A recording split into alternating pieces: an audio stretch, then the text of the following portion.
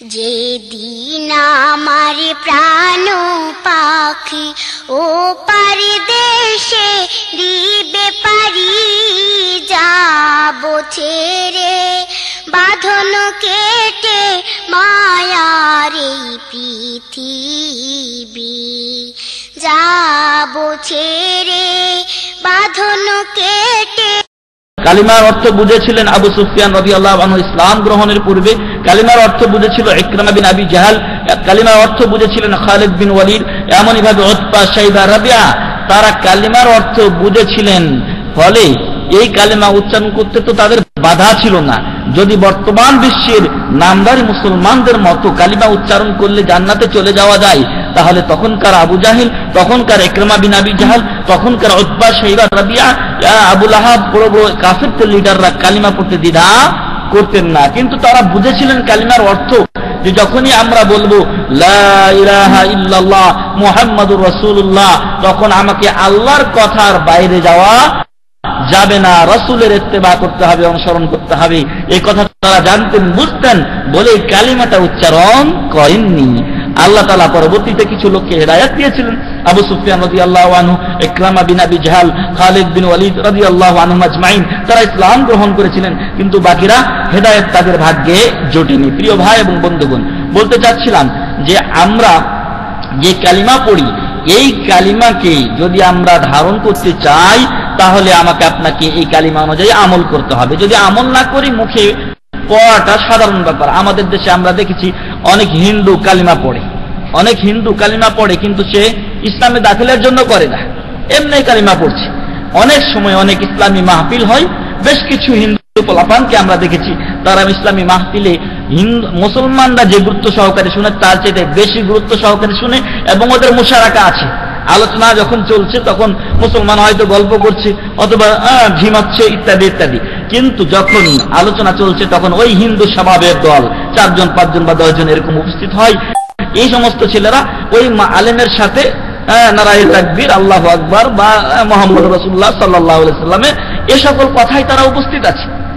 কিন্তু তাই বলে তারা ইসলামে দাখিল হয়ে যায় না, তাই বলে তারা ইসলামে দাখিল হয় না। যারা ঠিক এরকম কালিমা পড়া মুসলমান, তারাও ইসলামে নেই, ইসলামে তাদের অংশ নেই। ইসলামে তাদের অংশ হবে তখন যখন তারা কালিমাকে নিজেদের জীবনে বাস্তবায়ন করবে। এজন্য আজকে মুসলমানদের এই অবস্থা, মুসলমানদের সংখ্যা কম নয়। আল্লাহ রাসূল সাল্লাল্লাহু আলাইহি ওয়াসাল্লাম বলছেন যে এমন এক সময় আসবে যখন মুসলমানরা হবে খড়কুটার মতো, ভেসে যাবে। খড়কুটা পানিতে কি হয়? ভেসে যায়, থাকে না। এখন যদি বর্ষা আসে তাহলে দেখবেন যে খড়কুটা সব টেনে নিয়ে যেদিকে স্রোত যাচ্ছে সেদিকে ভাসিয়ে নিয়ে যাচ্ছে। তো আল্লাহ রাসূল সাল্লাল্লাহু আলাইহি ওয়াসাল্লামকে সাহাবাগণ জিজ্ঞাসা করলেন যে হে আল্লাহ রাসূল সাল্লাল্লাহু আলাইহি ওয়াসাল্লাম, আমাদের সংখ্যা কি সেদিন কম থাকবে, এজন্য আমরা সেদিন এরকম খড়কুটোর মতো ভেসে যাব তাই? তখন আল্লাহ রাসূল সাল্লাল্লাহু আলাইহি ওয়াসাল্লাম বললেন যে না, ওয়ালাকিন্নাকুম ফি যাকাল ওয়াক্ত আও ফি যালিকাল ইয়াউম কাসীরুন, সেদিন তোমরা সংখ্যায় অনেক থাকবে। ওয়ালাকিন্নাকুম গুসাউন কাকুসাইস সাইল, তোমাদের দৃষ্টান্ত উদাহরণ হবে তোমরা যেন খড়কুটার মতো। খড়কুটার মতো মানে ঈমান থাকবে দুর্বল, কালিমা পড়বে কিন্তু তার ঈমান থাকবে না। সকালে মুমিন, বিকালে হবে কাফের, এই অবস্থা হবে তোমাদের। তো প্রিয় ভাই এবং বন্ধুগণ, জান্নাতে যাওয়ার প্রথম পয়েন্ট হচ্ছে কালিমায়ে শাহাদাত উচ্চারণ করা এবং সে অনুযায়ী আমল করা। আল্লাহ তাআলা বলছেন যে ব্যক্তি ومن يكفر بالطاغوت ويؤمن بالله فقد استمسك بالعروة الوثقى لا انفصام لها فمن يكفر بالطاغوت, যে ব্যক্তি তাগুতকে অস্বীকার করলো। তাগুত হচ্ছে আর্চনা করা হয়, ইবাদত করা হয়, যাকেই মানা হয় আল্লাহর বিধান বাদ দিয়ে, সেটাই হচ্ছে তাগুত। এই তাগুতকে যখন আমি আপনি বাদ দিব, তারপরে ওয়ায়ুমিন বিল্লাহ, আল্লাহর প্রতি ঈমান আনবো, তাহলে প্রথমত আমার আপনার অন্তরকে আল্লাহর দ্রোহী বা আল্লাহর বহির্ভূত শক্তি থেকে মুক্ত করতে হবে। তারপরে ওয়ায়ুমিন বিল্লাহ, আল্লাহর প্রতি ঈমান আনতে হবে। আপনার কাছে কম্পিউটার আছে, এই যে আমাদের সামনে একটা কম্পিউটার, এই কম্পিউটারে যদি ভাইরাস থাকে আর ওখানে আপনি সুন্দর সুন্দর প্রোগ্রাম ঢোকান, তাহলে ভাইরাসের সাথে ওই প্রোগ্রামগুলো মিলে গিয়ে বা ওই প্রোগ্রামে ভাইরাস ঢুকে প্রোগ্রামগুলো নষ্ট করে দিবে। ঠিক তদ্রূপ আপনার আমার অন্তরে যদি কুফরি থাকে, আমার আপনার অন্তরে যদি আল্লাহ দ্রোহী শক্তির স্থান থাকে, এরপরে আমি আপনি অনেক অনেক ইবাদত করছি, তো আমার আপনার ওই অনেক অনেক ইবাদত কাজে আসবে না, কারণ ভাইরাস আগে থেকে আছে। এই ভাইরাস আগে ডিলিট করতে হবে, তারপরে নতুন করে প্রোগ্রাম ডালতে হবে, তবেই আমার আপনার ঈমান কাজে আসবে। আল্লাহ বললেন ফামাইয়াকফুর বিত্তাগুত, আগে তাগুতকে, আল্লাহদ্রোহী শক্তিকে মন থেকে ডিলিট করতে হবে, উধাও করতে হবে সেগুলোকে। এগুলোর স্থান মনে রাখা যাবে না। আমি বিচার মানি তালগাছ আমার, বিচার মানি আমি তালগাছ আমার, মনে আমি করে রেখেছি কি যে আমি বিচারে বসবো কিন্তু মানব না। ওই যে একটা কথা আমাদের দেশে বলে যে কোনো এক বিষয়ে মুআমালা চলছিল, এমত অবস্থায় একজন বাড়ির মালিক উনি বলছেন যে আমাকে কেউ যদি এই বিষয়টা বুঝিয়ে দিতে পারে তাহলে আমার হালের যে দুটা বলদ আছে তার ডান দিকের বলদটা তাকে দিয়ে দিব। স্ত্রী বলছে কি বলো গো, ডান দিকের বলদটাই তো খুব সুন্দর, আমাদের তাজা, খুব বড়। তো বলছে আরে পাগলি, এটা তো কথার কথা বললাম, আমি কি বুঝবো? তো এই হচ্ছে অবস্থা আমাদের।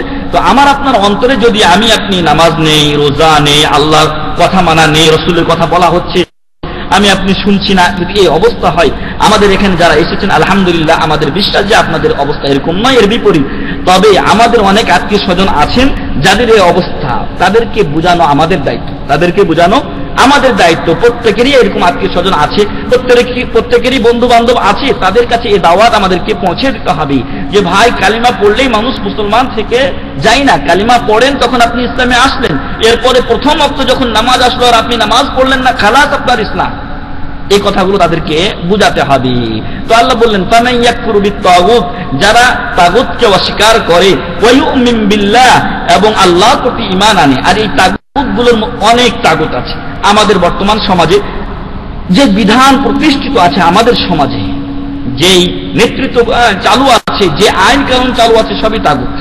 এগুলো সবই তাগুত। যদি কেউ বিশ্বাস করে আমাদের সংবিধান যেটা বা আমাদের যেটা আইন কানুন ল আছে আমাদের দেশে, এ অনুযায়ী আইন পরিচালনা করা, দেশ পরিচালনা করা যায়, তাহলে সেও তাগুতে বিশ্বাসী। কেউ যদি মনে করে যে না এটা আল্লাহ ও রাসূলের আইনের সাথে সমান্তরাল ভাবে চলতে পারে, সেও তাগুতে বিশ্বাসী। এমনই ভাবে কেউ যদি মনে করে যে না আল্লাহরটা উত্তম, রাসূলেরটা উত্তম, কিন্তু বর্তমান সমাজে আব্রাহাম লিঙ্কনের যে আইন তৈরি করা আছে, এই আইন অনুযায়ী দেশ পরিচালনা করা শুধু জায়েজ মনে করে, সেও তাগুতে বিশ্বাসী, কুফরিতে বিশ্বাসী, সেটাও কুফরি। অতএব একজন মুসলিমকে ঈমান বাঁচানোর জন্য এখনো আপনার ঈমান আপনি বাঁচাতে পারেন, কোন সমস্যা নেই। যারা এগুলো রাজনীতি নিয়ে মারামারি করছে তাদের পথে তাদেরকে থাকতে দেন। আপনি আপনার ঈমান নিয়ে, আপনার আমল নিয়ে, আখলাক নিয়ে আপনি বেঁচে থাকুন। আল্লাহ রাসূল সাল্লাল্লাহু আলাইহি ওয়াসাল্লাম বলছেন এমন এক সময় আসবে যখন বেঁচে থাকা, যখন ঈমান নিয়ে বেঁচে থাকা এমন কঠিন হয়ে যাবে যেমন কারো হাতে জামরা, জ্বলন্ত আঙ্গার রাখা কঠিন হয়ে যায়। তো প্রিয় ভাই এবং বন্ধুগণ, দুনিয়ার দিকে এখন যদি চোখ দেন, দেশের দিকে যদি চোখ দেন, তাহলে দেখবেন যে কুফরি পাপে লিপ্ত মানুষদের সংখ্যা বেশি। এমন সব লোক, এমন লোকেরা এমন কথা বলে যে মনে হয় যে তাদের আল্লাহতে কোনো বিশ্বাসই নাই। এমন মনে হয় যে অনেক সময় তারা বলে যে আমরা এই টর্নেডোর মোকাবেলা করব, আল্লাহর গজবের মোকাবেলা করা কারো পক্ষে সম্ভব নয়। যদি সম্ভব হতো তাহলে এর আগে বড় বড় কওম চলে গেছে, কওমে আদ, কওমে হুদ, কওমে সমুদ, কওমে নূহ, তারা আমাদের চাইতে অনেক অনেক শক্তিশালী ছিলেন, কিন্তু আল্লাহর আযাবের কাছে তারা কোনো পাত্তা পাননি। প্রিয় ভাই এবং বন্ধুগণ, যখন কোনো আযাব আসে, কোনো শাস্তি আল্লাহর পক্ষ থেকে, গজব না আসে, এগুলো থেকে আল্লাহর কাছেই পানা চাইতে হবে। আল্লাহ আমাকে আপনাকে মুক্তি দিবেন। তাই আসুন আমরা আমাদের কালিমাকে ঠিক করি। প্রথমত মনে যেগুলো সংশয় আছে এই সংশয় দূর করি। এর মাধ্যমে আমরা বললাম যে এই আইন কানুনগুলোতে আমরা সন্তুষ্ট না। বাধ্য হয়ে কোনো সময় যদি আপনাকে যেতে হয় আর আপনি তার প্রতি আপনার ঘৃণা থাকে, তাহলে আপনি কুফরিতে বিশ্বাসী না। আমার ঘৃণা আছে ওই আইনের প্রতি, কিন্তু আমার সাথে আরেকজনের মুআমালা হয়ে গেছে, সেই এই মুআমালাকে মাহকামাতে কোর্টে নিয়ে গেছে, আমি এখন মানতে মজবুর, বাধ্য, তাই না? আমি এখন মানতে বাধ্য। যখন আইন একটা পাস করে দিয়েছে, আমার হাতে কোনো শক্তি নেই, তখন আমি এই আইন মানতে বাধ্য। এমত অবস্থায় আমি কুফরিতে বিশ্বাসী হলাম না, বরং আমি আমার ঈমান ঠিক রাখলাম। মজবুর যদি হয়ে যায় কোনো ব্যক্তি, তার জন্য শুকরের গোশত খাওয়া যায় কিনা? কোনো ব্যক্তি যদি মজবুর হয়ে যায়, মদ খেয়ে তার জীবন সে বাঁচাতে পারছে না, এক ঢোক মদ খেলে তার জীবন বাঁচে, এমন অবস্থায় তার জন্য এক ঢোক বরাবর খাবার যায় এই মদ, অথচ মদ হারাম। তো মজবুরি হালাতে আমার আপনার জন্য এরকম মাহকামাতে যাওয়া যায়, কিন্তু মজবুর না হলে আপনার আমার যাওয়ার প্রয়োজন নেই। সামাজিকভাবে এটাকে মীমাংসার ব্যবস্থা করুন। এছাড়াও তাগুত আমাদের সমাজে মাজার এবং পীর পূজা আছে, এগুলো নিয়ে আর বেশি বলতে চাই না। তো এগুলো তাগুতের অন্তর্ভুক্ত, কারণ আল্লাহ ও রাসূলের আইনকে বাদ দিয়ে তাদের আইন সমাজে মানা হচ্ছে। ঠিক এমনই ভাবে কিছু সামাজিক কাঠমোল্লার দল আছে, তাদের কথা মানতে গিয়ে যেমন কোরআন ও সহিহ হাদিসের কথা যদি বাদ দিয়ে যায় তাহলে তারাও তাগুতের অন্তর্ভুক্ত হয়ে যাবে। তাই আসুন আমরা কালিমা যখন পড়ব তখন কালিমাকে মানতে হবে, কালিমা শুধু পড়লেই চলবে না, কালিমা অনুযায়ী আমল করতে হবে। উবাদা বিন সামিত রাদিয়াল্লাহু আনহু থেকে বর্ণিত, তিনি রাসূল করিম সাল্লাল্লাহু আলাইহি ওয়াসাল্লাম থেকে বর্ণনা করছেন, তিনি বলেন, রাসূল সাল্লাল্লাহু আলাইহি ওয়াসাল্লাম বলেন, মান শাহিদা আল্লা ইলাহা ইল্লাল্লাহু ওয়াহদাহু লা শারীকা লাহ, যে ব্যক্তি সাক্ষ্য দিবে যে আল্লাহ ছাড়া কোনো সত্য মাবুদ নেই এবং তিনি এক ও অদ্বিতীয়, তার কোনো শরীক নেই, ওয়া আন্না মুহাম্মাদান আবদুহু ওয়া রাসূলুহু, এবং মুহাম্মদ সাল্লাল্লাহু আলাইহি ওয়াসাল্লাম আল্লাহর বান্দা ও রাসূল, ওয়া আন্না ঈসা আবদুল্লাহ ওয়া রাসূলুহু, এবং ঈসা আলাইহিস সালাম আল্লাহর বান্দা ও রাসূল। এবং এই কথা এই জন্য বলা হলো যে খ্রিস্টানরা তারা বিশ্বাস করে যে ঈসা আলাইহিস সালাম আল্লাহর পুত্র এবং তৃতীয়ত্ববাদের তিন মাবুদের অন্যতম একজন।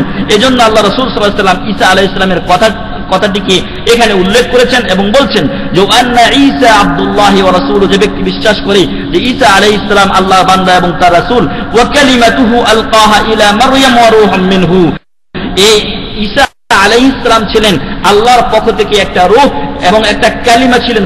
আল্লাহ তাআলা যখন কোনো কিছু করার আদেশ করেন বা ইচ্ছা করেন তখন বলেন কুন ফায়াকুন, আল্লাহ বলেন কুন হয়ে যাও, তখনই সাথে সাথে হয়ে যায়। আল্লাহ তাআলা ঈসা আলাইহিস সালামের বিষয়টিও সেভাবেই করেছেন। আল্লাহ তাআলা একটা রূহ পাঠিয়েছেন জিবরিল আলাইহিস সালাম মারফতে, এবং সেই রূহ ফুঁকে দিতে বলা হয়েছে মারইয়াম আলাইহিস সালামের পেটে, এবং আল্লাহ তাআলা বলেছেন কুন ফায়াকুন। আল্লাহ বলেছেন ঈসা আলাইহিস সালাম হয়ে যাও, আল্লাহ মারইয়াম আলাইহিস সালামের পেটে ঈসা আলাইহিস সালাম চলে এসেছেন।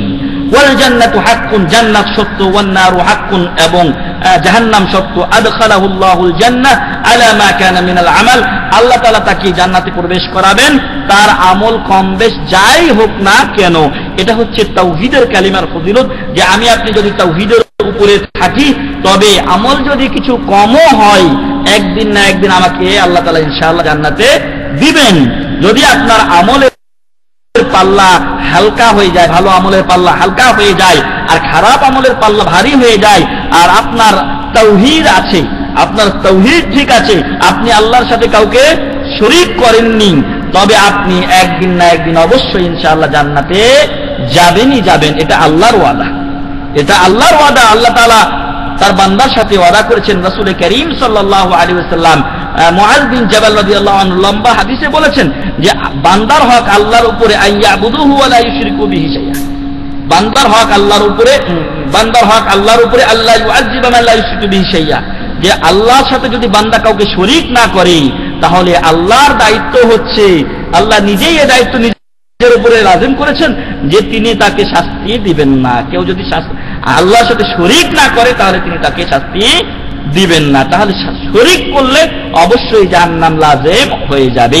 আর যদি আপনি আমি তাওহীদের উপরে থাকি আর সাথে সাথে কিছু আমল হয়েছে ত্রুটিযুক্ত, আমল করেছি ভুল হয়ে গেছে, তো এই ভুলগুলো আল্লাহ ইচ্ছা করলে মাফও করে দিতে পারেন, আর ইচ্ছা করলে মাফ করতে পারেন, আর ইচ্ছা করলে ওই বরাবর শাস্তি দিয়ে আপনাকে জান্নাতে দিবেন, কিন্তু ইনশাআল্লাহ আপনি জান্নাতে যাবেন যদি তাওহীদের উপরে থাকেন। এমনই ভাবে আবু যার আল গিফারি রাদিয়াল্লাহু আনহু বলছেন যে আল্লাহ রাসূল সাল্লাল্লাহু আলাইহি ওয়াসাল্লাম ইরশাদ করেন, মা মিন আবদিন ক্বালা লা ইলাহা ইল্লাল্লাহ সুম্মা মাতা আলা যালিক ইল্লা দাখালাল জান্নাহ, যে ব্যক্তি লা ইলাহা ইল্লাল্লাহ বলল, অর্থাৎ আল্লাহ ছাড়া সত্য কোনো মাবুদ নেই এ কথা সাক্ষ্য দিল, তারপরে এর উপরে ইন্তেকাল করলো, ইল্লা দাখালাল জান্নাহ, সে অবশ্যই জান্নাতে প্রবেশ করবে। যদি কালিমা পড়ার পরপরেই শরীক ছাড়া, আল্লাহর সাথে শিরক করা ছাড়া সে দুনিয়া ত্যাগ করে।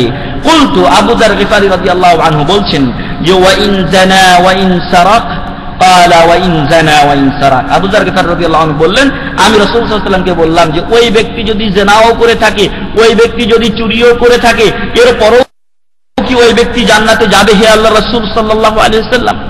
আল্লাহ রাসূল সাল্লাল্লাহু আলাইহি ওয়াসাল্লাম বললেন ওয়া ইন জানা ওয়া ইন সারাক, যদিও সে জিনা করে, যদিও সে চুরি করে, এরপরও সে জান্নাতে যাবে। মনে রাখবেন জান্নাতে যাওয়া দুই প্রকার, জান্নাতে যাওয়া দুই প্রকার।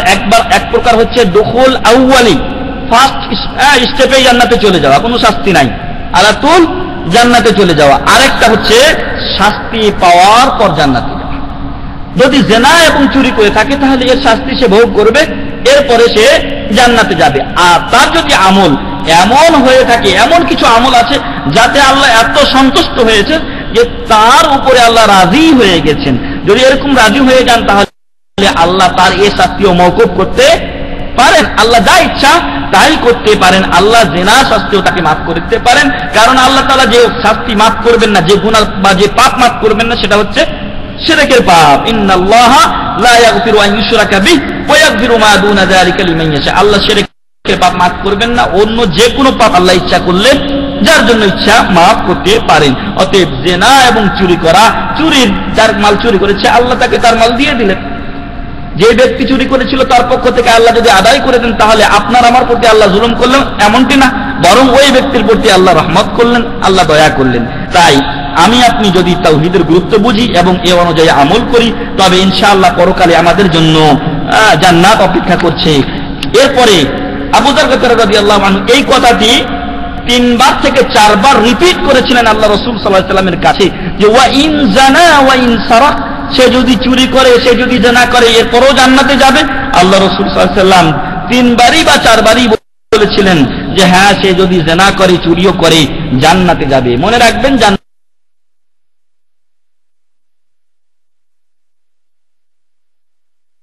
যাওয়া 2 প্রকার। এক প্রকার হচ্ছে কোন শাস্তি ছাড়া যাওয়া করে, তারপরে তৃতীয়বার অথবা চতুর্থবারে আবু যর রাদিয়াল্লাহু আনহুর উপর একটু রেগে গিয়ে বলেছিলেন যে ওয়াইন জানা ওয়াইন সারাকা আলা রাদমি আনতি আবি যর। আবু যর রাদিয়াল্লাহু আনহুর নাক ধুলাই দূষিত হলেও, আবু যর রাদিয়াল্লাহু আনহুর নাক ধুলাই দূষিত হলেও আবু যরের যত ক্ষতি হোক না কেন, আর যাই হোক না কেন, ওই লোককে আল্লাহ জান্নাতে দিবেন। তো আল্লাহ তাআলা অবশ্যই ইনশাআল্লাহ জান্নাতে দিবেন, এটা আল্লাহর ওয়াদা। হাফেজ ইবনে হাজার রাদিয়াল্লাহু আনহু রাহিমাহুল্লাহ তিনি ফাতহুল বারীতে বলেছেন, ফাতহুল বারীতে তিনি বলেছেন 3য় খণ্ড 110 পৃষ্ঠায় যে এই যে লা ইলাহা ইল্লাল্লাহ হাদিসে উল্লেখ হলো, এই লা ইলাহা ইল্লাল্লাহর মুরাদ কি, উদ্দেশ্য কি? তো এর দ্বারা উদ্দেশ্য হচ্ছে কালিমাতা আশ-শাহাদা, শাহাদাতের 2 বাক্য, একটা হচ্ছে আশহাদু আল্লা ইলাহা ইল্লাল্লাহ আর একটা হচ্ছে ওয়া আশহাদু আন্না মুহাম্মাদান আবদুহু ওয়া রাসূলুহু। দুটো কালিমাকে আমাকে আপনাকে সাক্ষ্য দিতে হবে। যদি কেউ একটা কালিমার সাক্ষ্য দেয় আর আরেকটা কালিমার সাক্ষ্য দেয়, সে সম্পূর্ণ কাফের, সে কোনোদিন মুমিন হতে, মুসলিম হতে পারবে না।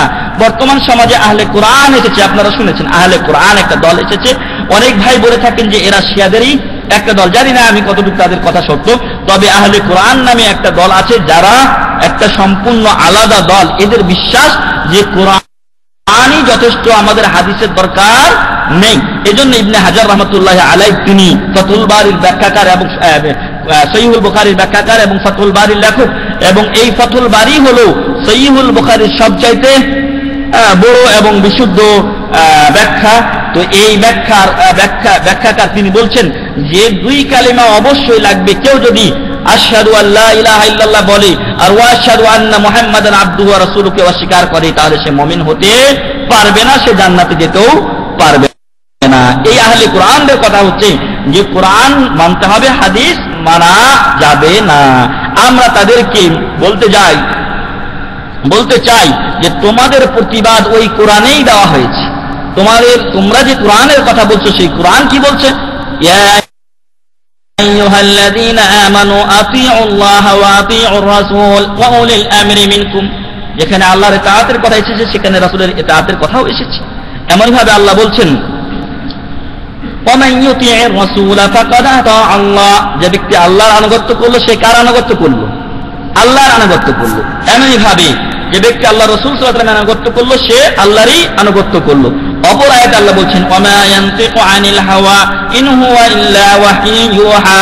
রাসূল সাল্লাল্লাহু আলাইহি ওয়াসাল্লাম নিজের পক্ষ থেকে কোনো কথা বলেন না, যে কথাগুলো উনি বলেন সেগুলো আল্লাহর পক্ষ থেকেই ওহী করা হয় তার কাছে। অতএব যে কথা রাসূল সাল্লাল্লাহু আলাইহি ওয়াসাল্লাম হাদিসে বলেছেন সেটাও এক প্রকার ওহী, এটা রাসূল সাল্লাল্লাহু আলাইহি ওয়াসাল্লামের মন গড়া কথা নয়। এমনই ভাবে আল্লাহ অপর আয়াতে বলছেন ওয়ামা আতাকুমুর রাসূলু ফাখুযুহু ওয়ামা নাহাকুম আনহু ফান্তাহু। রাসূল সাল্লাল্লাহু আলাইহি ওয়াসাল্লাম তোমাদেরকে যা দেন হে বিশ্ব মানবতা ফাখুযুহু তা তোমরা গ্রহণ করো, ওয়া মা নাহাকুম আনহু ফান্তাহু এবং যা থেকে তোমাদেরকে নিষেধ করেন তা থেকে তোমরা দূরে থাকো। যদি রাসূল সাল্লাল্লাহু আলাইহি ওয়াসাল্লামের সুন্নাতকে আপনারা না মানেন তাহলে নামাজ নেই।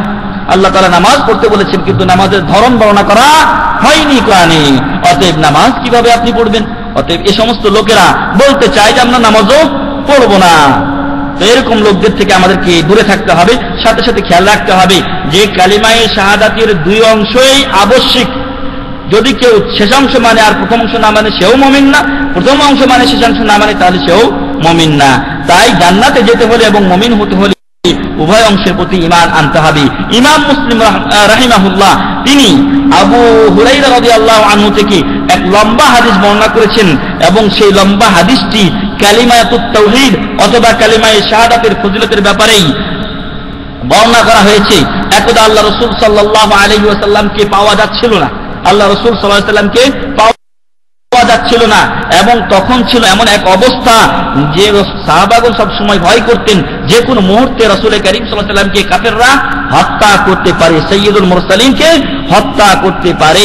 এজন্য তারা সব সময় চিন্তিত থাকতেন, রাসূল সাল্লাল্লাহু আলাইহি ওয়াসাল্লামকে পাহারা দিতেন এবং তার বিষয়ে বিচলিত হতেন যখনই তাকে না পাওয়া যেত। একদা এইভাবে রাসূল করিম সাল্লাল্লাহু আলাইহি ওয়াসাল্লাম সাহাবাদের অগোচরে চলে গেলেন, কেউ পাচ্ছেন না রাসূল সাল্লাল্লাহু আলাইহি ওয়াসাল্লামকে। তখন এক একজন এক এক দিকে ঘুরতে থাকলেন, রাসূলকে খুঁজতে থাকলেন। আবু হুরায়রা রাদিয়াল্লাহু আনহু বলছেন, লম্বা হাদিস, মুসলিম শরীফের হাদিস, যে আমি একটা দেওয়াল, একটা প্রাচীর দেখতে পেলাম এবং ভিতরে ছিল বাগান। তখন থেকেই শুরু, এখনকার বাগানগুলো আপনারা দেখবেন যে চতুর্দিক দিয়ে ঘেরা আছে। আবু হুরায়রা রাদিয়াল্লাহু আনহু বলছেন, চতুর্দিক দিয়ে ঘুরলাম বাগানের কিন্তু কোনো গেট পেলাম না। একটা জায়গা পেলাম, সেই জায়গাটা ছিল ড্রেন। আমাদের দেশে যে ড্রেন বলি, সেচের জন্য যে ড্রেন নিয়ে যাওয়া হয় নিচু করে, ওই নিচু ড্রেন পেলাম এবং প্রাচীরের এই ড্রেনের জায়গাটুকু শুধু ফাঁকা ছিল। আমি শ্রীগালের মতো সেই প্রাচীরের নিচ দিয়ে এবং ড্রেনের মধ্যখান দিয়ে বাগানের মধ্যে প্রবেশ করলাম। কিছু দূর যাওয়ার পরে আমি রাসূল করিম সাল্লাল্লাহু আলাইহি ওয়াসাল্লামের জুতা দেখতে পেলাম। আল্লাহ রাসূল সাল্লাল্লাহু আলাইহি ওয়াসাল্লামের জুতা দেখে মন আশ্বস্ত হলো, বিশ্বাস হলো যে এখানেই রাসূল করিম সাল্লাল্লাহু আলাইহি ওয়াসাল্লাম রয়েছেন। কিছু দূর যাওয়ার পর তিনি দেখতে পেলেন যে রাসূল করিম সাল্লাল্লাহু আলাইহি ওয়াসাল্লাম সাজদায় রয়েছেন এবং উম্মতের জন্য দোয়া করছেন মহান রব্বুল আলামিনের কাছে, সুবহানাল্লাহি ওয়া বিহামদি। এজন্যই আমি আপনি রাসূল সাল্লাল্লাহু আলাইহি ওয়াসাল্লামের উপরে দরুদ পেশ করব, কারণ উনি আমাকে আপনাকে নিয়ে চিন্তা করতেন। কি দরকার রাসূল সাল্লাল্লাহু আলাইহি ওয়াসাল্লামের সবাইকে ছেড়ে দিয়ে, সবাই যখন বিচলিত, উনি বাগানের মধ্যে গিয়ে কাঁদছেন। কার জন্য? উম্মতি উম্মতি বলে কাঁদছেন। যখন সাজদা শেষ করলেন তখন তিনি বললেন, হে আবু হুরায়রা রাদিয়াল্লাহু আনহু, মান লাকিতা ওয়ারা اذهب بنا علي هاتين فمن لقيت وراء هذا الحائط يشهد ان لا اله الا الله مستيقنا بها قلبه فبشره بالجنه। হে আবু হুরায়রা রাদিয়াল্লাহু আনহু, তুমি আমার এই জুতা জোড়া নিয়ে যাও। কারণ আবু হুরায়রা রাদিয়াল্লাহু আনহুকে যখন তিনি বলেছিলেন যে তুমি যাও এবং এই প্রাচীরের এই বাগানের বাহিরে যাদের সাথে তোমার সাক্ষাৎ হবে তাদেরকেই বলবে যে যারা ইয়াশহাদু আল্লা ইলাহা ইল্লাল্লাহ, যারা লা ইলাহা ইল্লাল্লাহ এই কথা সাক্ষ্য দেয়, মুস্তাইকিনান বিহা কলবু, তার অন্তরে এতে দৃঢ় বিশ্বাসী, আল্লাহ এবং রাসূল ছাড়া অন্য পথে তার হৃদয় চলে না এবং অন্য পথ মানে না, ফাবাশশিরহু বিল জান্নাহ, তাকে তুমি জান্নাতের সুসংবাদ দাও। সুবহানাল্লাহি ওয়া বিহামদিহি। তো কালিমায়ে তাওহীদ এটা জান্নাতে যাওয়ার প্রথম ধাপ এবং প্রথম স্টেপ। যদি কালিমা আমি মানতে পারি তাহলে ইনশাআল্লাহ জান্নাতে যাব। আবু হুরায়রা রাদিয়াল্লাহু আনহু বলেছিলেন যে হে আল্লাহ রাসূল সাল্লাল্লাহু আলাইহি ওয়াসাল্লাম, এই কালিমা বা এই কথা যদি আমি বলি হয়তো অনেকে বিশ্বাস করবে না, অতএব আপনি আমাকে একটা দলিল দেন। আর সেই দলিল রাসূল করিম সাল্লাল্লাহু আলাইহি ওয়াসাল্লাম দিয়েছিলেন তার জুতা দুইটা আবু হুরায়রা রাদিয়াল্লাহু আনহুকে দিয়ে বলেছিলেন যে আমার এই জুতা নিয়ে যাও, মানুষ দেখলে অবশ্যই বিশ্বাস করবে যে তুমি আমার সাথে সাক্ষাৎ করে তবে এসেছো। এই কথা বলার পরে উনি জুতা দুইটা নিয়ে চলে আসছেন। একটু পরে সামনে অগ্রসর হয়েছেন, দেখা হয়েছে ওমর বিন খাত্তাব রাদিয়াল্লাহু আনহু, ইসলামের অন্যতম বাঘ, এবং তার সাথে যখন সাক্ষাৎ হয়েছে তখন তিনি তাকে প্রথম সুসংবাদ দিয়েছেন যে আল্লাহ রাসূল সাল্লাল্লাহু আলাইহি সাল্লাম বলেছেন, মান ইয়াশহাদু আল্লা ইলাহা ইল্লাল্লাহ মুস্তাইকিনান বিহা কলবু ফাবাশশিরহু বিল জান্নাহ। হে ওমর বিন খাত্তাব রাদিয়াল্লাহু আনহু, আল্লাহ রাসূল সাল্লাল্লাহু আলাইহি ওয়াসাল্লাম আমাকে তার জুতা দিয়ে পাঠিয়েছেন এবং বলেছেন যে যাকেই তুমি সাক্ষাৎ করবে, যার সাথে তোমার সাক্ষাৎ হবে, তাকেই তুমি জান্নাতের সুসংবাদ দিবে। যে ব্যক্তি বলে আশহাদু আল্লা ইলাহা ইল্লাল্লাহ ওয়া আশহাদু আন্না মুহাম্মাদান আবদুহু ওয়া রাসূলুহু। এই কথা শোনার সাথে সাথেই ওমর বিন খাত্তাব রাদিয়াল্লাহু আনহু আবু হুরায়রা রাদিয়াল্লাহু আনহুর বুকে একটা জোরে ধাক্কা দিয়েছেন। অনেক জায়গায় আছে যে একটা ঘুষি দিয়েছেন। আবু হুরায়রা রাদিয়াল্লাহু আনহু উল্টে পড়ে গেছেন এবং তিনি অভিযোগ করছেন আল্লাহ রাসূল সাল্লাল্লাহু আলাইহি সাল্লামের কাছে যে ওমর রাদিয়াল্লাহু তাআলা আনহু আমার সাথে এরূপ ব্যবহার করেছেন। ওমর রাদিয়াল্লাহু আনহু আবু হুরায়রা রাদিয়াল্লাহু আনহুকে ধরে এবং তার জুতাগুলো নিয়ে তিনি রাসূল করিম সাল্লাল্লাহু আলাইহি সাল্লামের কাছে ফিরে গেছেন এবং রাসূল করিম সাল্লাল্লাহু আলাইহি সাল্লামকে তিনি বলেছেন যে হে আল্লাহ রাসূল সাল্লাল্লাহু আলাইহি ওয়াসাল্লাম, আপনি কি এই কথা বলেছেন? তিনি বললেন যে হ্যাঁ, আমি এই কথা বলেছি এবং এটাই বাস্তব সত্য। আল্লাহ রাসূল সাল্লাল্লাহু আলাইহি ওয়াসাল্লামকে ওমর বিন খাত্তাব রাদিয়াল্লাহু আনহু বললেন যে আপনি এই কথা আর বলবেন না, কারণ মানুষ কালিমার অর্থ বুঝবে না। আপনি বলেছেন যে আশহাদু আল্লা ইলাহা ইল্লাল্লাহু আন্না মুহাম্মাদান আবদুহু ওয়া রাসূলুহু, এই কথা সাক্ষ্য দেওয়া মানে এ অনুযায়ী আমল করা। মানুষ তখন এ কথা আর বুঝবে না, মানুষ আমল করা বন্ধ করে দিয়ে শুধু আশহাদু আল্লা ইলাহা ইল্লাল্লাহু আশহাদু আন্না মুহাম্মাদান আবদুহু ওয়া রাসূলুহু বলেই বসে থাকবে। অতএব যদিও এই কালিমা সত্য, কিন্তু মানুষের ভুল বুঝার কারণে এই কালিমা বলা থেকে আপনি একটু বিরত থাকুন। মানুষ যখন ইসলাম বুঝবে তখন এই কালিমা বলুন, তাতে কোনো সমস্যা নেই। প্রিয় ভাই এবং বন্ধুগণ, এজন্য ফিকহবিদগণ একটা শব্দ বা একটা নিয়ম বাতলিয়েছেন এবং তারা এটাকে উসুল হিসেবে, মূলনীতি হিসেবে গ্রহণ করেছেন যে জালবুল মানফা মুকদ্দামুন দাফউল মাদাররাতি মুকদ্দামুন আলা জালবিল মানফা। আপনি গেছেন এমন এক স্থানে যেখানে দুই রকম জিনিস আছে। আপনি যদি দাওয়াত দিতে যান, এখন দেখছেন যে গ্যাঞ্জাম গন্ডগোল লাগবে, আর যদি দাওয়াত আপনি না দেন তাহলে দেখা যাচ্ছে যে ওখান থেকে আপনি সরে আসতে পারছেন।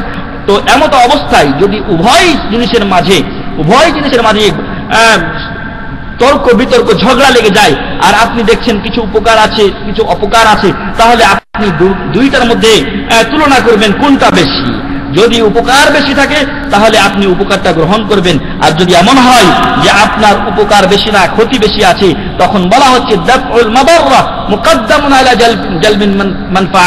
আপনার উপকার গ্রহণের চাইতে আপনার যে ক্ষতি আসবে সেই ক্ষতিকে দূর করা, সেই ক্ষতিকে রোধ করা আপনার আমার বেশি দরকার। তো আবু হুরায়রা রাদিয়াল্লাহু আনহুকে নিষেধ করলেন ওমর রাদিয়াল্লাহু আনহু, এই জন্য যে মানুষ হয়তো বুঝতে ভুল করবে, ফলে কালিমা পড়ে বসে থাকবে, নামাজ রোজা ছেড়ে দিবে। প্রিয় ভাই এবং বন্ধুগণ, এই অবস্থা হয়েছে বর্তমান সমাজের লোকদের। তারা নামাজ রোজা ছেড়ে দিয়ে শুধু লা ইলাহা ইল্লাল্লাহ পড়ে নিয়েছে, শবে বরাত পালন করলো, শবে মেরাজ পালন করলো, দুই ঈদের দিন, জুমার দিন, শুক্রবারের শুধু জোহরের সময় উপস্থিত, বাস বড় মুসলমান বলে দাবি করছে। এক ভাই আমাদের এখানে আসেন উপস্থিত, এক কোম্পানিতে গিয়ে আলোচনা করেছেন, হয়তো বেনামাজের ব্যাপারে একটু কড়া কথা বলেছেন। সেদিনকার সুপারভাইজার সেখানে উপস্থিত ছিলেন, খুব লেগেছে কথাগুলো। আমার বিশ্বাস এটাই যে যখন হয়তো বলেছেন যে বেনামাজি কাফের, নামাজ হয়তো পড়ে না, অবস্থা তার খারাপ। তো না, এটাই হক কথা। আপনি যত বড়ই সুপারভাইজার হন না কেন, আপনি যত বড় প্রেসিডেন্ট হন না কেন, যদি নামাজ না পড়েন, ইসলাম না মানেন, তাহলে আপনি নামে মুসলিম হতে পারেন কিন্তু কামে আপনি মুসলিম নন। প্রিয় ভাই এবং বন্ধু, এ ছিল 1 নম্বর কথা। 2 নম্বর কথা বা 2 নম্বর পয়েন্ট হচ্ছে জান্নাতে যাওয়ার। আল ঈমানু ওয়াল ইস্তিকামাতু বিফি'লিত তাআতি ওয়া ইজতিনাবিল মাসিয়াহ। আল্লাহর প্রতি, রাসূলের প্রতি, আসমানি কিতাব সমূহের প্রতি এবং কিয়ামত দিবসের প্রতি, তাকদীরের ভালো মন্দের প্রতি, ফেরেশতাদের প্রতি, এই সকল বিষয়ের প্রতি, গায়েবী বিষয়ের প্রতি ঈমান রাখা, বিশ্বাস রাখা। ওয়াল ইস্তিকামাতু বিফি'লিত তাআত, ধারাবাহিকভাবে ভালো কাজ করে যাওয়া। ওয়া ইজতিনাবুল মাসিয়াহ, এবং খারাপ কাজ থেকে দূরে থাকা। কয়েকটি জিনিস একসাথে একত্রিত হয়েছে। বিশ্বাস স্থাপন করা। কিসে বিশ্বাস স্থাপন করবেন? আল্লাহতে, তার আসমানি কিতাবে, তার ফেরেশতাতে, তার রাসূলগণে, তার কিতাব সমূহে, কিয়ামত দিবসে, তাকদীরের ভালো মন্দ, এ সকল বিষয়ে আমি আপনি বিশ্বাস স্থাপন করব। সাথে সাথে ভালো কাজ স্থায়ীভাবে করে যাব, যতটুকু আমার আপনার জন্য সম্ভব। ফরজগুলো কম্পালসারি করতে হবে, আর যেগুলো নফল আছে সেগুলো যতটুকু পারি আমি আপনি আদা করব। এই বিষয়ে আমরা আগের সপ্তাহে বেশ আলোচনা করেছি। আর 4 নম্বর বিষয় বা 3 নম্বর বিষয় হচ্ছে ওয়া ইজতিনাবুল মাসিয়াহ, খারাপ কাজ থেকে, পাপ কাজ থেকে, গ্রহিত কাজ থেকে আমাকে আপনাকে সম্পূর্ণ দূরে থাকতে হবে। যখন খারাপ কাজের উল্লেখ আসবে তখন সেখান থেকে সম্পূর্ণ বিরত থাকতে হবে। আপনি যদি একটু ভালো কাজ কমও করতে পারেন, কিন্তু খারাপ থেকে বিরত থাকলে আপনার ভালো আমলে পাল্লা অবশ্যই ভারী হবে। আল্লাহ তাআলা বলছেন, ইন্নাল্লাযীনা আমানু ওয়া আমিলুস সালিহাতি কানাত লাহুম জান্নাতুল ফিরদাউসি নুজুলা। নিশ্চয় যারা ঈমান এনেছেন এবং সৎকর্ম করেন স্থায়ীভাবে, তাদের জন্য আল্লাহর কাছে রয়েছে কানাত লাহুম জান্নাতুল ফিরদাউস। আল্লাহ রাসূল সাল্লাল্লাহু আলাইহি ওয়াসাল্লাম বলছেন যে তোমরা যখন আল্লাহর কাছে জান্নাত চাইবে তখন কোন জান্নাত চাইবে? ফাসআলুল ফিরদাউস, আল্লাহর কাছে জান্নাতুল ফিরদাউস চাও, কারণ ফাইন্নাহু আ'লাল জান্নাহ, এটা সবচেয়ে উন্নত জান্নাত। এই জান্নাত আমাকে আপনাকে তালাশ করতে বলা হয়েছে, তলব করতে বলা হয়েছে। আর আল্লাহ তাআলা এখানে বলছেন যারা ঈমান আনে আর সৎকর্মে স্থায়ী থাকে তাদের জন্য আল্লাহর কাছে রয়েছে জান্নাতুল ফিরদাউস, জান্নাতুল ফিরদাউস রয়েছে নুজুলা, আপ্যায়ন স্বরূপ। অর্থাৎ আমাকে আপনাকে সাদর সম্ভাষণ জানানো হবে যখন আমাদের দেশে কোনো মেহমান যায় অথবা আমাদের এখানেও কোনো মেহমান আসে, তখন আমরা কিছু হাদিয়া দিয়ে তাকে বরণ করি, তার জন্য একটা বিশেষ হাদিয়ার ব্যবস্থা থাকে। আল্লাহ তাআলা আমাকে আপনাকে যে আপ্যায়ন করাবেন, অথবা আমাদের বাড়িতে মেহমান আসলে আমরা চা দিয়ে, পানি দিয়ে অথবা ঠান্ডা শরবত দিয়ে তাদেরকে আপ্যায়ন করাই প্রথমে, এরপর বসলে তারপর খাবার দাবার ইত্যাদির ব্যবস্থা হয়। তো আল্লাহ তাআলা আমাদেরকে আপ্যায়নের প্রথম যে ব্যবস্থা করবেন সেই ব্যবস্থা হচ্ছে জান্নাতুল ফিরদাউস, খালিদিনা ফিহা লা ইয়াবগুনা আনহা, এবং তারা সেখানে চিরস্থায়ী ভাবে থাকবে এবং সেখান থেকে তারা দূরে সরে যেতে কোনোদিন চাইবে না। চাইবে? কেউ চাইবে না, আমি আপনিও চাইবো না। এমনই ভাবে অন্য যারাই জান্নাতুল ফিরদাউসে যাবে তারা সেখান থেকে এক পলক নড়তে চাইবে না। এমনই ভাবে আল্লাহ তাআলা এই আয়াতটি সূরাতুল কাহফের এবং আয়াত নাম্বার হচ্ছে 107 এবং 108। অপর আয়াতে আল্লাহ বলছেন ওয়াল্লাযীনা আমানু ওয়া আমিলুস সালিহাত উলাইকা আসহাবুল জান্নাতি হুম ফিহা খালিদুন, যারা ঈমান আনে এবং সৎকর্ম করে উলাইকা আসহাবুল জান্নাহ, তারাই হচ্ছে জান্নাতের অধিকারী, তারাই জান্নাতে যাবেন। হুম ফিহা খালিদুন, যারা জান্নাতে যাবেন তাদেরকে কিছুদিন পরে আবার ওখান থেকে বের করে জাহান্নামে দেওয়া হবে এমনটি নয়, বরং চিরস্থায়ীভাবে তারা জান্নাতে থাকবেন। সূরাতুল বাকারা 82 নম্বর আয়াত। এরপরে গত সপ্তাহে আমরা এক আয়াত বলেছিলাম, সেই আয়াতটি এখানে শায়েখ নিয়ে এসেছেন, বলছেন ইন্নাল্লাযীনা ক্বালু রাব্বুনাল্লাহ, নিশ্চয় যারা বলে আমাদের রব আল্লাহ, সুম্মাস্তাকামু, এরপরে আল্লাহর কথার উপরে রাসূলের কথার উপরে অটল থাকে, অবিচল থাকে, তাদের উভয়ের আদেশ মানে নিষেধ থেকে দূরে থাকে, তাতানাজ্জালু আলাইহিমুল মালায়েকা, তাদের কাছে মৃত্যুর সময় ফেরেশতাগণ আগমন করেন এবং বলেন আল্লাহ তাখাফু ওয়া লা তাহজানু, আমরা ছোট ছোট ছেলে মেয়ে অথবা বৃদ্ধ মা বাবা অথবা নিজের স্ত্রী অন্যদেরকে যখন রেখে যায় তখন চিন্তা হয়, তখন ভয় হয় এদেরকে কে দেখাশোনা করবে, ভবিষ্যৎ জীবন কবরের জীবন, সেই কবরের জীবনে আমাদের কি অবস্থা হবে, এ নিয়ে আমরা তখন পরেশান থাকি। মৃত্যুর সময় মানুষ, মৃত্যুর তো একটা যন্ত্রণা আছেই, এরপরও দুনিয়াতে যাদেরকে রেখে যাচ্ছি তাদের একটা ভয়, আর ভবিষ্যতে নিজের জীবনের জন্য কি অবস্থা হবে নিজের জীবনের, সেজন্য একটা ভয় হয়। আল্লাহ তাআলা এই সময় যারা ভালো কাজ করে, আল্লাহর কথার উপরে অটল থাকে, রাসূলের কথার উপর অটল থাকে, তাদের কাছে ফেরেশতা পাঠিয়ে সুসংবাদ দেন তাদেরকে, আল্লাহ তাখাফু ওয়া লা তাহজানু, তোমরা যাদেরকে রেখে যাচ্ছ এদের ব্যাপারে ভয় করিও না, ভবিষ্যৎ জীবনের জন্য চিন্তিত হইও না। ওয়া আরশিরু মিন জান্নাতিল্লাতী কুনতুম তুআদুন, আর যদি ভয় হয় তাহলে তোমরা জান্নাতের সুসংবাদ গ্রহণ করো, সেই জান্নাত যেই জান্নাতের ওয়াদা তোমাকে দুনিয়ায় দেওয়া হয়েছে, যে জান্নাতের আশায় তুমি নামাজ পড়েছো 5 ওয়াক্ত, যে জান্নাতের আশায় তুমি রোজা রেখেছো রমজান মাসে, যে জান্নাতের আশায় তুমি আরো অন্যান্য ভালো কাজ করেছো, সাদকা আদায় করেছো, সিলায়ে রাহমে আত্মীয়তার সম্পর্ক রক্ষা করেছো, এ সকল কাজের বিনিময়ে আজকে তুমি জান্নাতের সুসংবাদ গ্রহণ করো। সূরাতুল ফুসসিলাত 30 নম্বর আয়াত।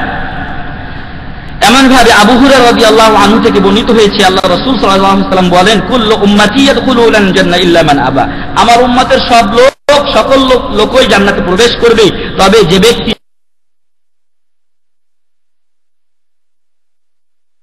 জান্নাতে যেতে অস্বীকার করে সে জান্নাতে যেতে, পাগল আশ্চর্য হয়ে জিজ্ঞাসা করলেন যে জান্নাতে যেতে আবার কি অস্বীকার করে? এমন কোন পাগল আছে জান্নাতে যেতে চায় না?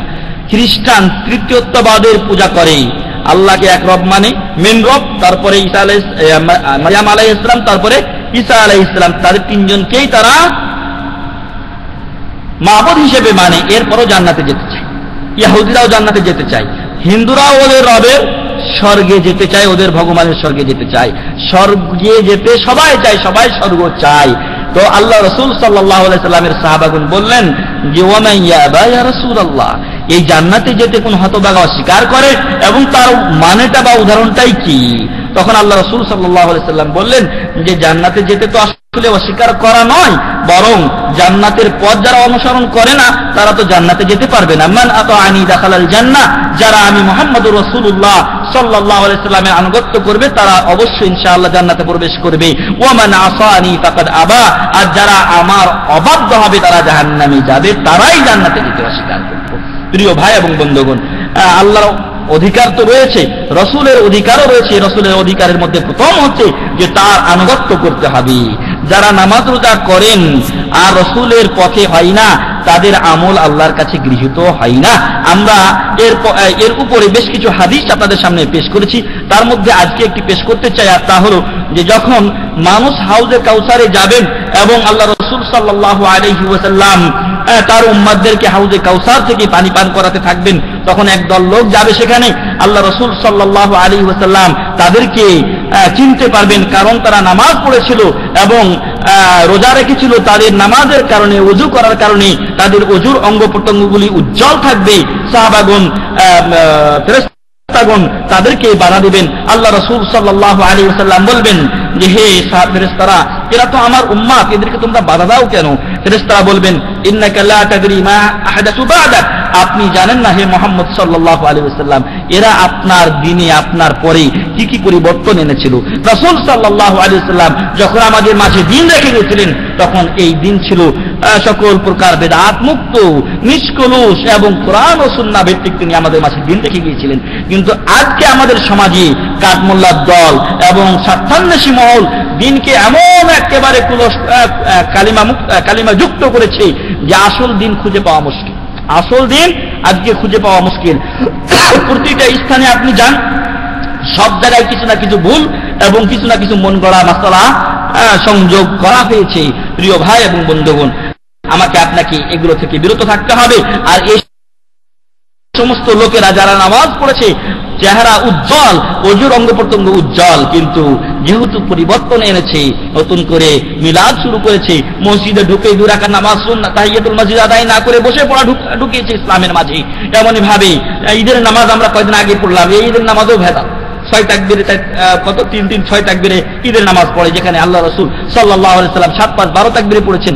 ঈদে মাত্রই বছরে আমাদের 2টা ঈদ, সেই ঈদের মাঝেও ভেজাল ঢুকে গেছে। ফিতরা আদায় করবেন, ফিতরার মাঝে ভেজাল, রোজা ভঙ্গকারী বিষয়ের মধ্যে ভেজাল, কত ভেজাল, তার ভেজালের শেষ নাই। তো আল্লাহ রাসূল সাল্লাল্লাহু আলাইহি সাল্লাম ওই সময় ওই সকল লোকদেরকে বলবেন সুহকান লিমান গায়্যারা বাদি, আমার পরে আমার দ্বীনে যারা পরিবর্তন এনেছিলে, আমার থেকে এখান থেকে তোমরা দূর হয়ে যাও, তাদেরকে নিয়ে জাহান্নামে নিক্ষেপ করা হবে। প্রিয় ভাই এবং বন্ধুগণ, অতএব সুন্নাতের গুরুত্ব অত্যন্ত বেশি। সুন্নাত আমাকে আপনাকে পালন করতে হবে, ইত্তেবায়ে সুন্নাতের উপরেই আমল করতে হবে। যতটুকু আপনি আমল করুন, যদি কেউ মনে করে যে আমার মন গড়া অথবা আমার ইমামের মন গড়া, আশরাফ আলী থানবীর মন গড়া, ইলিয়াস বাজাকারিয়া সাহেবের মন গড়া, অথবা আরো কোনো দলের বা তারা মন গড়া পদ্ধতি অনুযায়ী নিজে আমল করে থাকে, সেই আমল আল্লাহর কাছে গৃহীত হবে না। বরং আমল গৃহীত হলে মুহাম্মদুর রাসূলুল্লাহ সাল্লাল্লাহু আলাইহি ওয়াসাল্লামের তরিকাতে পদ্ধতিতেই করতে হবে। আসুন আমরা রাসূল করিম সাল্লাল্লাহু আলাইহি ওয়াসাল্লামের পদ্ধতিতে আমল করে আমাদের উভয় জাগতিক জীবন ধন্য করি। আল্লাহ আমাদেরকে সে তৌফিক দান করুন, আল্লাহুম্মা আমিন। এই গেল 2টি বিষয়। 1 নম্বর কালিমায়ে শাহাদাতের উপর, কালিমায়ে শাহাদাত উচ্চারণ করতে হবে এবং সে অনুযায়ী আমল করতে হবে। 2 নম্বর ঈমান আনতে হবে এবং ভালো কাজের উপর স্থায়ী হতে হবে, খারাপ কাজ ছেড়ে দিতে হবে, তাহলে আমরা ইনশাআল্লাহ জান্নাতে যাব। 3 নম্বর আদাউ ফারাইদুল ইসলাম, ইসলামে বেশ কিছু বিষয় রয়েছে যেগুলো আদায় করা ফরজ। সেই ফরজ বিষয়গুলি যদি কেউ আদায় করে, আল্লাহ তাআলা বা রাসূল সাল্লাল্লাহু আলাইহি ওয়াসাল্লাম তাকে জান্নাতের সুসংবাদ দিয়েছেন। আন তালহা বিন উবাইদিল্লাহ রাদিয়াল্লাহু আনহু قال, তালহা বিন উবাইদিল্লাহ রাদিয়াল্লাহু আনহু থেকে বর্ণিত, তিনি বলেছেন যে জা রাজুলুন ইলা নবী সাল্লাল্লাহু আলাইহি ওয়াসাল্লাম মিন আহলি নাজদ, নাজদের একজন লোক আল্লাহ রাসূল সাল্লাল্লাহু আলাইহি ওয়াসাল্লামের কাছে আসলেন। আর এই নাজ হচ্ছে বর্তমান রিয়াদ এবং রিয়াদের পার্শ্ববর্তী যে এলাকা, এই এলাকাটাকে আগে বলা হতো নাজদ এলাকা। এই এলাকা থেকে রাসূল করিম সাল্লাল্লাহু আলাইহি ওয়াসাল্লামের কাছে গিয়েছেন। সাইরুর রাসি ইসমাউ দাবিয়া সাউতিহি ওয়ালা ইফকাহু মা ইয়াকুল, সাইরুর রাস বলা হয় মাথার চুলগুলো তার বিক্ষিপ্ত ছিল এবং ইসমাউ দাবিয়া সাউতিহি ওয়ালা ইফকাহু মা ইয়াকুল, তার অন্তরের যে কথাগুলো, এই কথাগুলোর মানে গুনগুনানি আওয়াজ শোনা যাচ্ছে, কিন্তু কি যে সে বলছে সেগুলো শোনা যায় না বা বোঝা যাই না। হাত্তা দানা মিনান নবী সাল্লাল্লাহু আলাইহি ওয়াসাল্লাম, এমনকি তিনি রাসূল সাল্লাল্লাহু আলাইহি ওয়াসাল্লামের কাছাকাছি এসে বসলেন। ফাইযা হুয়া ইয়াসআলু আনিল ইসলাম, ওই ব্যক্তি এসে আল্লাহ রাসূল সাল্লাল্লাহু আলাইহি ওয়াসাল্লামকে ইসলাম সম্পর্কে জিজ্ঞাসা করছেন। ফাকাল রাসূলুল্লাহ সাল্লাল্লাহু আলাইহি ওয়াসাল্লাম, আল্লাহ রাসূল সাল্লাল্লাহু আলাইহি ওয়াসাল্লাম তাকে ইসলামের সংজ্ঞা দিচ্ছেন। ইসলাম কি জিনিস? আমি আপনি ইসলামে দাখিল হওয়ার কারণে নিজেকে মুসলিম বলে দাবি করি। যদি মুসলিম বলে দাবি আমার সত্য রাখতে হয়, ঠিক রাখতে হয়, তাহলে এই কাজগুলো করতে হবে, যেই কাজগুলো আল্লাহ রাসূল সাল্লাল্লাহু আলাইহি ওয়াসাল্লাম এই লোককে বাতলিয়ে দিচ্ছেন, বলে দিচ্ছেন। আর সেই কাজগুলোর মধ্যে এক নাম্বার হচ্ছে আল্লাহ রাসূল সাল্লাল্লাহু আলাইহি ওয়াসাল্লাম তাকে ইসলামের কথা বলতে গিয়ে বলছেন, খামসু সালাওয়াতিন ফিল ইয়াউমি ওয়াল লাইলা। খামসু সালাওয়াত, এক নাম্বার যে সকল ফরজ, তার মধ্যে হচ্ছে কালিমায়ে শাহাদাত আপনি পড়েছেন। এরপর আপনার উপরে এক নাম্বার ফরজ হচ্ছে খামসু সালাওয়াতিন ফিল ইয়াউমি ওয়াল লাইলা, দিন রাত্রে 5 ওয়াক্ত সালাত আদায় করতে হবে। ফাকাল হাল আলাইয়া গায়রুহা, ওই ব্যক্তি জিজ্ঞাসা করলেন যে হে আল্লাহর রাসূল সাল্লাল্লাহু আলাইহি ওয়াসাল্লাম, এছাড়াও কি আমার উপরে অন্য কোনো নামাজ আছে? 5 ওয়াক্ত সালাত আদায় করবো ইনশাআল্লাহ, আর কোনো নামাজ পড়তে হবে কিনা? উনি বললেন যে লা, এছাড়া তোমার উপরে অন্য কোনো সালাত ফরজ নয়, ইল্লা আন তাতাওয়া, তবে তুমি যদি নফল সালাত আদায় করো, তাহলে এটা তোমার জন্য কল্যাণকর, তুমি এর সওয়াব পাবে। আজকে আমাদের বর্তমান সমাজে এশার নামাজ পড়ে দেওয়া হয়েছে, মনে হয় কত রাকাত পড়ে জানা হানাফির, আল্লাহ মনে হয় 17 রাকাত পড়ে। এই 17 রাকাত পড়তে গিয়ে অনেকে ভয়ে আসে না, এই 17 রাকাত নামাজ পড়তে পড়তে আধা ঘন্টার বেশি পার হয়ে যাবে না, যেমন, অথচ এগুলোর কোনো অস্তিত্ব নেই। আপনি এসে 2 রাকাত তাহিয়াতুল মসজিদ পড়বেন, ফরজ নামাজ পড়বেন, ফরজের পর 2 রাকাত সুন্নাত পড়বেন, বেতর পড়বেন 1 রাকাত বা 3 রাকাত, বাস আপনি চলে যান। কিন্তু এত রাকাত নামাজ যখন সংখ্যাই দেখে, আর প্রত্যেকটার জন্য আলাদা আলাদা একটা করে নিয়ত করতে হবে, অনেক লোক নিয়ত পড়ার জন্য, মানে মুখস্থ করার জন্যই নামাজে আসে। এই কঠিন সময় আমাদের সমাজে করে দেওয়া হয়েছে, এই কঠোরতা। তো প্রিয় ভাই এবং বন্ধুগণ, আল্লাহ রাসূল সাল্লাল্লাহু আলাইহি ওয়াসাল্লাম এবং অনেক যেই ফরজের সাথে যে সুন্নাতগুলো আছে, এই সুন্নাতগুলোর সহি মাসলা হচ্ছে আপনি যদি এগুলো আদায় করেন, আপনার জন্য জান্নাতে আল্লাহ একটি গৃহ নির্মাণ করবেন, আপনার জন্য সওয়াব রয়েছে, আপনার জন্য নেকি রয়েছে। কিন্তু কাউকে এটা আবশ্যক করে দিবেন যে না আপনাকে আদায় করতেই হবে, এটা আমার আপনার জন্য জায়েজ হবে না। অনেক ভাই আছেন যাদের জরুরি প্রয়োজন থাকতে পারে, উনি ফরজটা পড়ার কোন রকম সময় পেতে পারেন, অথবা শরিকা বা কফিল বা সুপারভাইজার করবেন, তাকে ফরজ নামাজ আদায়ের জন্য সময় দিতে পারে, অন্য নামাজের জন্য তখন আর দিবে না, হয়তো সুন্নাত আদায় করতে দিবে না, বা তখন লেট হয়ে গেলে, বিলম্ব হয়ে গেলে অনেক সময় কথাবার্তা বলে। তো এই সুযোগটা যখন দেয় না সুপারভাইজার বা ফোরম্যান, তখন তার জন্য এটাই যথেষ্ট যে সে ব্যক্তি শুধু ফরজ আদায় করবে। যদি কোনো ব্যক্তি দিন রাত্রে যে 17 রাকাত ফরজ, এই 17 রাকাত ফরজ আদায় করে নেয়, তাহলে ইসলামের কাতারে তার নাম থাকে, কাফের থেকে তার নাম কেটে যায়। কিন্তু কোনো ব্যক্তি যদি এরকম করে যে না, তাকে জোহরের সময় 12 রাকাত নামাজ পড়তেই হবে, অথবা 10 রাকাত নামাজ পড়তেই হবে তাকে, আর এটা কম্পালসারি করে দেওয়া হয়, তখন ওই ভাই আদায় করতে পারে না, ফলে জোহরের নামাজ ছেড়ে দেয়, ফলে ওই ব্যক্তি কাফেরের তালিকায় অন্তর্ভুক্ত হয়ে যায়, নাউযুবিল্লাহি মিন যালিক। আল্লাহ রাসূল সাল্লাল্লাহু আলাইহি ওয়াসাল্লাম এই সাহাবীকে বললেন যে না, তোমার উপরে দ্বিতীয় কোনো নামাজ ফরজ নয়, ইল্লা আন তাতাওয়া, তবে তুমি যদি সুন্নাত নামাজ পড়ো, নফল নামাজ পড়ো, তাহলে তোমার ইচ্ছা।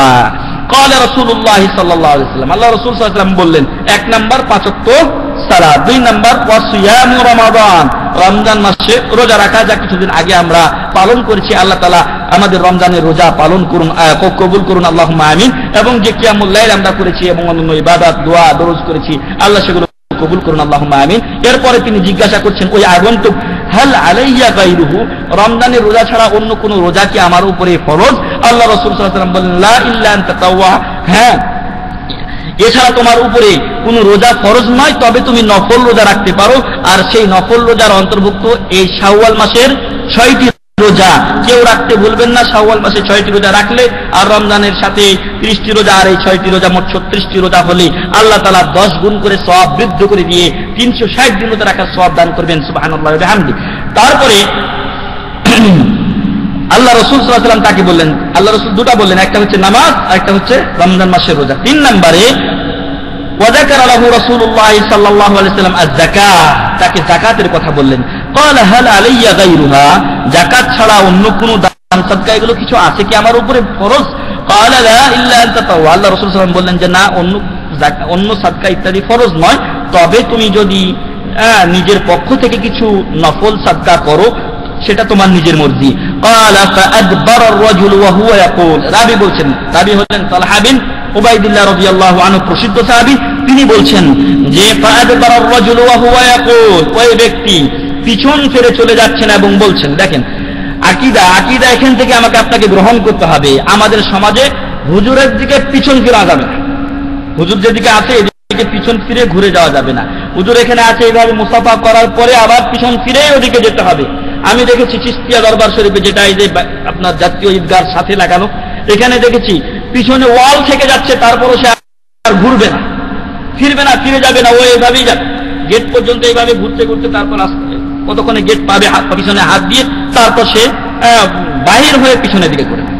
তো প্রিয় ভাই এবং বন্ধুগণ, সাইয়্যিদুল মুরসালিন, চিশতিয়া ফিস্তিয়ানা, সাইয়্যিদুল মুরসালিন মুহাম্মদুর রাসূলুল্লাহ সাল্লাল্লাহু আলাইহি ওয়াসাল্লামের দিকে পিছন ফিরে যাচ্ছেন একজন সাধারণ লোক, সাহাবী বলছেন যে ফাআদবারা আর-রাজুল, আদবারা বলা হয় এইভাবে পিছন ফিরে যাওয়া। তো রাসূল সাল্লাল্লাহু আলাইহি ওয়াসাল্লাম দিকে পিছন ফিরে উনি যখন চলে যাচ্ছেন, পিছনটা অটোমেটিক যাদের কাছে বসেছিলেন তাদের দিকে চলে আসবেই। তো আল্লাহ রাসূল সাল্লাল্লাহু আলাইহি ওয়াসাল্লামের এই সাহাবী বলছেন ফাআদবারা আর-রাজুলু ওয়া হুয়া ইয়াকুল, ওই ব্যক্তি পিছন ফিরে যাচ্ছেন এবং বলছেন। এখন আমাদের সমাজে যদি পিছন ফিরে পীরের দিকে চলে যায় কেউ, ওরে বাবা রে বাবা, মহাভারত অশুদ্ধ হয়ে গেছে এবং বড় বেয়াদবি হয়ে গেছে, এরকম অবস্থা আমাদের সমাজে। ওই লোক বলছেন ওয়াল্লাহি লা আযীদু আলা হাদা ওয়ালা আনকুস, আল্লাহর কসম করে বলছি, আপনি হে রাসূল সাল্লাল্লাহু আলাইহি ওয়াসাল্লাম আপনি যা বলেছেন এর চাইতে আমি কমও করব না, বেশিও করব না। ক্বালা রাসূলুল্লাহ সাল্লাল্লাহু আলাইহি ওয়াসাল্লাম আফলাহা ইন সাদাক, যদি সে সত্য বলে থাকে, তার কথা অনুযায়ী আমল করে, তাহলে সে নাজাত পেয়েছে, মুক্তি পেয়েছে, সফল কাম হয়ে গেছে। সুবহানাল্লাহ। আল্লাহ তাআলার কাছে দোয়া করি আল্লাহ যেন আমাদেরকেও এই লোকের মতো হওয়ার তৌফিক দান করেন, আল্লাহুম্মা আমিন। ও ফি রিওয়ায়াতিন, অন্য বর্ণনাতে এসেছে দাখালাল জান্নাহ ইন সাদাক, যদি সে তার কথা অনুযায়ী সঠিক আমল করে, সত্য কথা বলে থাকে, এই কথাটুকু যে আমি এরূপ কমও করব না, বেশি করব না, তাহলে সে অবশ্যই জান্নাতে প্রবেশ করবে। তো প্রিয় ভাই এবং বন্ধুগণ, অন্য বর্ণনায় এসেছে আবু হুরায়রা রাদিয়াল্লাহু আনহু হাদিসে যে ওইখানে রয়েছে ওয়াতাসিলার রাহিম, আত্মীয়তার সম্পর্ক তুমি রক্ষা করবে। বর্তমান সমাজে আমাদের দেশে আত্মীয়তার সম্পর্ক রক্ষা বলতে আমরা এটাই বুঝে থাকি যে কোনো আত্মীয় যদি আমার সাথে লেনদেন করে তো আমি ওর সাথে লেনদেন করবো, তাই না? আর যদি কেউ আমার সাথে সম্পর্ক না রাখে তাহলে আমি তার সাথে রাখি না। এটা আত্মীয়তার সম্পর্ক রক্ষা নয়। যদি আমি আপনার ওই আত্মীয়ের সাথে লেনদেন বজায় রাখি, যে আমার আপনার সাথে বজায় রাখে, তাহলে এটা মুজাজা হলো, সে আপনাকে দিল, আমি তাকে দিলাম, আপনি তাকে দিলেন, এটা হলো মুজাজা, বদলা দেওয়া। ও আপনাকে কিছু পাঠিয়েছে হাদিয়া, আপনি তার কাছে কিছু পাঠালেন, এটা হলো বদলা দেওয়া। কিন্তু সিলাতুর রাহিম, আত্মীয়তার সম্পর্ক রক্ষা হবে সেটাই, যে আপনাকে মাহরুম করে দেয় না আপনি তাকে দেন, যে আপনার সাথে সম্পর্ক ছেদ করে আপনি তার সাথে সম্পর্ক রক্ষা করবেন, এটাই হচ্ছে সিলাই রাহমি। অনেক ভাই আছেন, অনেক বোন আছেন, অনেক মুসলিম মিল্লাতের লোকজন আছেন যারা নিজের পিতামাতার সাথেও সম্পর্ক রক্ষা করে না। মনে রাখবেন, পিতামাতা কাফের হলেও, মুসলমান তো দূরের কথা, কাফের হলেও তার সাথে সম্পর্ক রক্ষা করতে বলা হয়েছে, কাফের হলেও তার সাথে সদ্ব্যবহার করতে বলা হয়েছে। তাই আসুন আমরা এই কাজগুলো পালন করি এবং এর উপরে আমল করার মাধ্যমে আল্লাহ তাআলার কাছে আমরা জান্নাত তালাশ করি, তলব করি। আল্লাহ তাআলা আমাদেরকে সেই জান্নাতে প্রবেশ করার তৌফিক দান করুন, আল্লাহুম্মা আমিন। এই হাদিসেরই আরেক riwayat আছে যে তোমরা যদি কোনো জান্নাতি ব্যক্তিকে দেখতে চাও বা তোমাদের কেউ কোনো জান্নাতি ব্যক্তিকে দেখতে চায়, তাহলে যেন এই ব্যক্তির দিকে রাখে। আল্লাহু আকবার। তো 5 ওয়াক্ত সালাত আদায় করা, রমজান মাসে রোজা রাখা এবং যাকাত আদায় করা। এর পরবর্তীতে আমাদের জন্য আরো কিছু রয়েছে, আর সেটা হচ্ছে যে আপনার কালিমায়ে শাহাদাত তো আছেই, সাথে সাথে হজ, পরবর্তীতে হজ ফরজ হয়েছে। যখন এই হাদিস বলা হয় সম্ভবত তখনও হজ ফরজ হয়নি, পরবর্তীতে 9ম হিজরিতে হজ ফরজ করা হয়েছে। তো এই হজ আদায় করতে হবে আমাদেরকে এখন। তো এই কাজগুলো আমরা করলে ইনশাআল্লাহ জান্নাতে যাব। এই কাজগুলো ভুলবেন না। অনেকে হজ করতে বিলম্ব করেন এবং মনে করেন দেশের বয়সে বা যখন সৌদি আরব ছেড়ে চলে যাব, অথবা আমার ছেলে মেয়েদেরকে যখন সংসারের দায়িত্ব দিয়ে দিব তখন আমি হজ করে দিব। না, এই বিলম্ব করবেন না, কারণ আপনার হায়াত, আপনার মওত, আমার হায়াত, আমার মওতের খবর আপনি জানি না, যে কোনো মুহূর্তে আপনার মৃত্যু চলে আসতে পারে। তাই হজ তাড়াতাড়ি আদায় করবেন এবং যদি রমজান মাসে রোজা বাকি থাকে কারো, তাহলে তাড়াতাড়ি করার চেষ্টা করবেন। এরপরে 4 নম্বর আমল যা আপনাকে জান্নাতে নিয়ে যাবে তা হচ্ছে ইহসাউ আসমাইল্লাহিল হুসনা, আল্লাহর নামগুলিকে গণনা করা, আল্লাহর নামগুলিকে গণনা করা, এই গণনা করার ব্যাখ্যা ওলামাগণ বলেছেন। কে বলতে পারবেন? তাকে আমি একটা পুরস্কার দেবো ইনশাআল্লাহ, যদিও নিয়ে আসেনি ইনশাআল্লাহ, উপরে আছে, তাকে একটা পুরস্কার দেওয়া হবে। আল্লাহর নামগুলি গণনা করা, এর অর্থ কি? ওই ভাই, পিছনের ভাই, আপনি বসেন। রমেশ ভাই, একটু কষ্ট করে। আর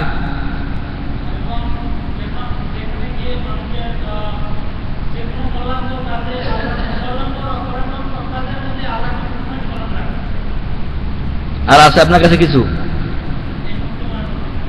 হ্যাঁ, রমেশ ভাই, আপনি দাঁড়িয়েছিলেন। জি,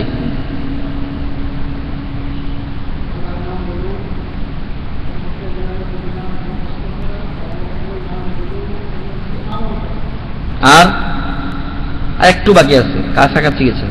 জি বলেন।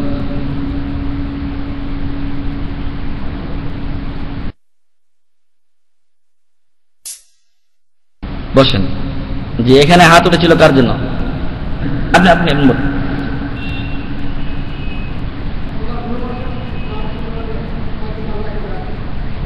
আর কি? বসেন। জহির ভাই হাত তুলেছিলেন, বলেন। আল্লাহর নামগুলো মুখস্থ করতে হবে, ইহসা, গণনা করতে হবে, মুখস্থ করতে হবে, এর অর্থ কি?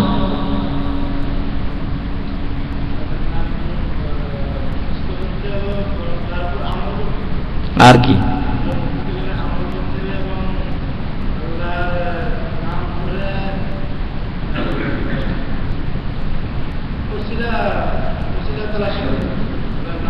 জি, আপনি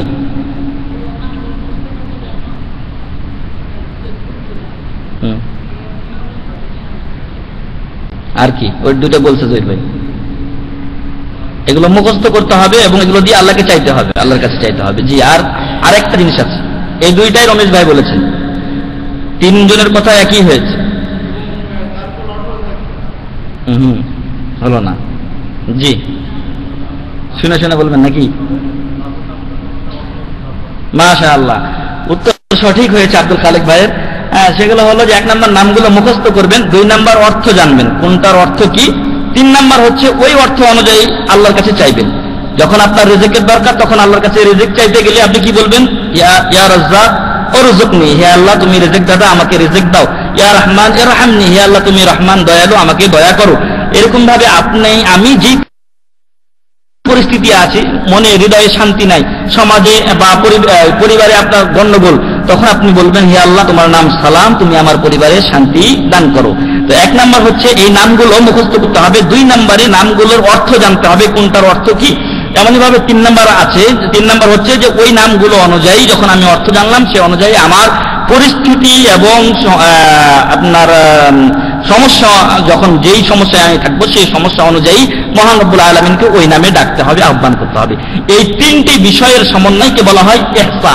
3টি বিষয়ের সমন্বয়কে বলা হয় ইহসা। আপনার জন্য পুরস্কার আছে, ইনশাআল্লাহ নিয়ে যাবেন উপর থেকে।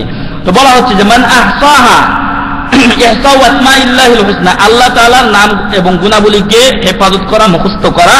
আর এই ব্যাপারে আবু হুরায়রা রাদিয়াল্লাহু আনহু থেকে হাদিসে এসেছে যে তিনি বলছেন, আল্লাহ রাসূল সাল্লাল্লাহু আলাইহি ওয়াসাল্লাম বলেন, ইন্না লিল্লাহি 99 ইসমান, আল্লাহর 99টি নাম রয়েছে, মিয়াতুন ইল্লা ওয়াহিদা, এক কম 100টি, অর্থাৎ 99টি।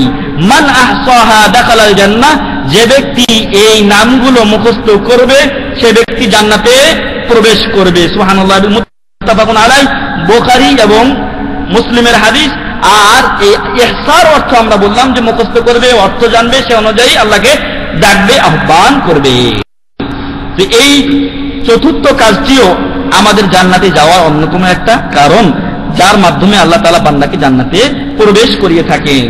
এই ব্যাপারে আরেকটি প্রশ্ন, সেই প্রশ্নের উত্তরও যে ভাই দিতে পারবেন সঠিক উত্তর, সে ভাইকে ইনশাআল্লাহ আমি একটা পুরস্কার দিব। আর সেই প্রশ্ন হচ্ছে যে আল্লাহর নাম এখানে আমরা মুত্তাফাকুন আলাইহি, বুখারী এবং মুসলিমের হাদিসে পেলাম 99টি, তাই না? এক কম 100টি, অর্থাৎ 99টি। প্রশ্ন হচ্ছে আল্লাহর নাম কি 99টিতেই সীমাবদ্ধ? আর যদি সীমাবদ্ধ না হয় তো আপনার দলিল কি? আপনার দলিল কি? দলিল সহ। জি, দলিল লাগবে। হানা উত্তর তো একটা থাকবেই, আপনার কথার পক্ষে দলিল দিবেন। জি হ্যাঁ হুম হুম সেই দলিল কি? এই হাদিসে 99টির কথা তো বলা হলো, আরো যে নাম আছে তার দলিল কি? ওই ব্যাপারে একটা হাদিস আছে, যদি বাংলাও বলেন যথেষ্ট, হাদিসের যদি বাংলাও বলেন যথেষ্ট। জি এনাম ভাই,